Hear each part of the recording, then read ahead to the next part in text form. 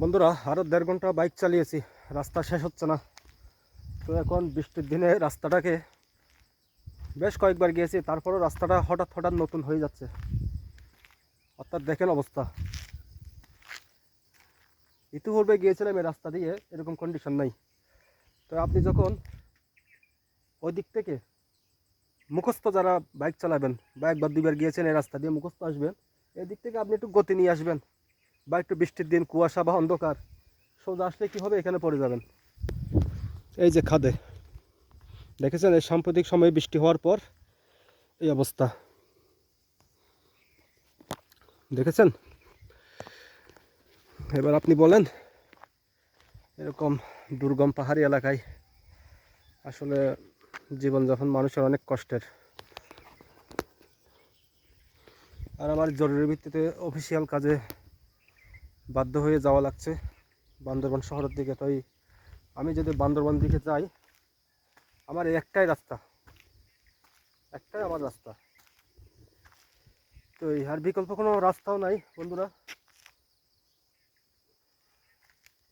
আসলে দেখেন, ওই দিক থেকে যে আসবে সেও বুঝতে পারবে না আসলে কি বিপদ অপেক্ষা করছে তার জন্য।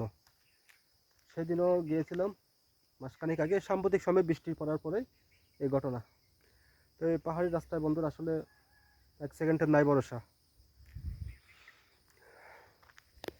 তো বিশেষ করে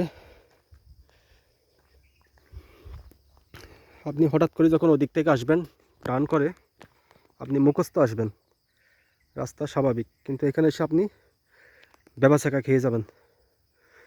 আর বেশি স্পিড থাকলে আপনি খাদে পড়ে যাবেন, নিচে পড়লে একদম ওই জোপের ভিতরে আপনাকে কেউ খুঁজে পাবে না। অর্থাৎ অর্থাৎ বন্ধুরা, এখানে যদি বিপদে পড়ে যান, খাদের মধ্যে পড়ে যান, ওই যে গভীর খাদ একদম দেখাচ্ছি, 400-500 ফিট গভীর জঙ্গল, কিছু দেখাও যায় না। আর এখানে কোনো মোবাইল নেটওয়ার্ক নাই, আধুনিক কোনো সুযোগ সুবিধাই এখানে নাই এই এলাকায়। আপনি যদি এখানে খাদে পড়ে যান, তো আপনি কাউকে ফোনও করতে পারবেন না, লোকেশনও শেয়ার করতে পারবেন না যে আপনাকে জঙ্গলের মধ্যে খুঁজে নিবে। সুতরাং যারা বাইক চালাবেন খুব সাবধানে চালাবেন, সাবধানে যাওয়া আসা করবেন।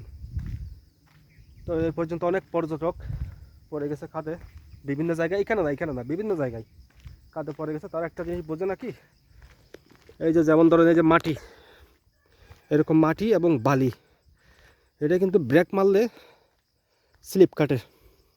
এই জিনিসটা বৃষ্টির পানিতে ধুয়ে অনেক সময় রাস্তার মাঝখানে চলে আসে। আর এরকম অজস্র আছে, এরকম হঠাৎ হঠাৎ, সব সময় না।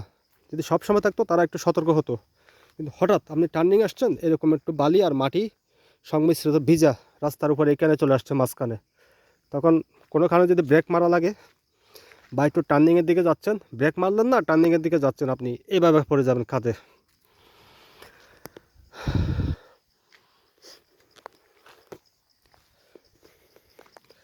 বন্ধুরা কি করব, জীবনযাপন তো করা লাগেই। তো এখন অফিসিয়াল কাজে যাওয়া লাগছে, একান্ত নির্ভয় হয়ে, কিছুই করার নাই, অফিসের আদেশ। তো এখানে আধুনিক কোনো সুযোগ সুবিধাও নাই। কোনো রকম যদি বেকায়দায় পড়ি বন্ধুরা, কারো কোনো সাহায্য পাবো না। আর একটাই রাস্তা, বিকল্প কোনো রাস্তাও নাই, একটাই রাস্তা, এটা দিয়ে যাওয়া আসা করা লাগে। ঠিক আছে বন্ধুরা, ভালো থাকবেন।